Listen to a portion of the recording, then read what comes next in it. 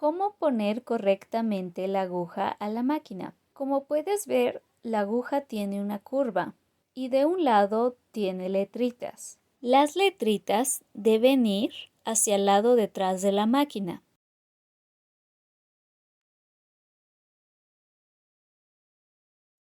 Recuerda que este tipo de agujas son para máquina casera. Las máquinas de sobrehilado llevan otro tipo de agujas. Lo mismo sucede con otras máquinas.